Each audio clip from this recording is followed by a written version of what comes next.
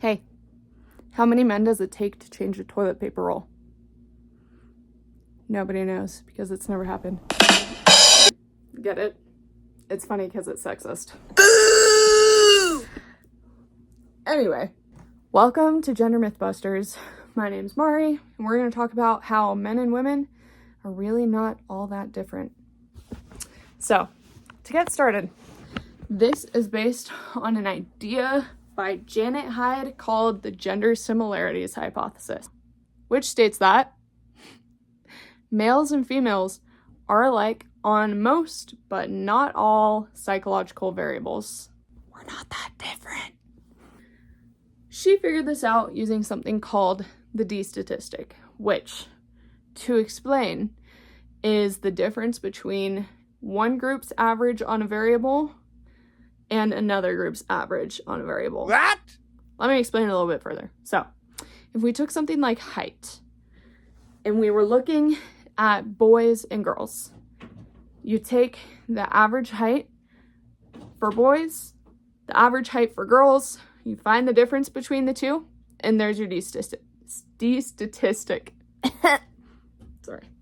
Obviously, for something like height, the D statistic would be pretty large, which means that if you gave me a height, I could, with pretty good accuracy, figure out if it's a boy or a girl who has that height with some variability. What Janet Hyde did is she took a bunch of variables, so not just height, but math, science, reading, writing, empathy, kindness, pro-social behavior, and she found all the D statistics, and she found some pretty interesting stuff. Let's see. 30% of gender differences are close to 0. That means if you gave me a score on some variable for 30% of variables, talking about gender differences, I would not be able to accurately guess if it was a boy or girl who got that score. They are so similar. Additionally, 48% of gender differences are small.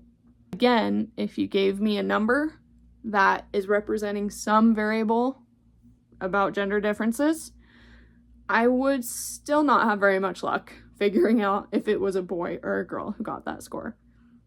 So that means that only 22% of gender differences are even noticeable. Whoa! And if you're thinking, maybe this is outdated, another group of researchers in 2017 found that the gender similarities hypothesis still stands, which means men and women are still more alike than they are different. Wow. Let's go a little deeper. Let's look into the science, right? Let's talk about cognitive abilities. If we're talking about math, close to 0. Unfortunately, for some reason, a lot of girls and a lot of little boys think differently, but we'll get to that in another video.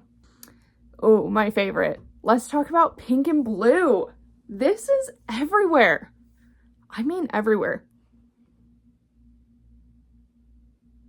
And so, surely, boys like blue and girls like pink. According to a study in 2011, most babies and kids actually start out preferring blue. And gender differences don't even start to show up until about 2.5, when girls show a massive preference for pink and boys literally can't get away fast enough. Which is interesting, because it sounds like to me that probably it's not that innate and a lot of it is socialized. Just a thought. Don't get me wrong. There are some differences that are bigger than small. Here are a few of those. Specifically, motor performance and energy levels. Boys throw farther than girls. Genetically, men are taller, they have a higher muscle mass, and bigger bones. So it kind of makes sense. They have a lot more testosterone, which generally leads to higher energy levels, and that's a pretty big difference. Another big difference is some measures of sexuality. specifically attitudes about sex and incidents of masturbation. Interestingly, sexual satisfaction differences are close to 0. Interesting. If you haven't already figured it out, a lot of the things that we're told about men and women are just not really supported by any research or science. Unfortunately, it's still everywhere, and I bet if you look around today, you're going to see little moments of gender stereotyping that I've discussed. You're going to see the pink, and you're going to see the blue, and you're going to hear things like, you throw like a girl, or things like, man up. So honestly, I really want you to look close and see if you can find those things, because it's going to help us out in our next video. And if you haven't already, I really recommend watching the Dove commercial, Like a Girl. We're going to talk about it more later, but I hope you enjoyed our first Gender Mythbusters video. And next time, we're going to talk about what this looks like in society.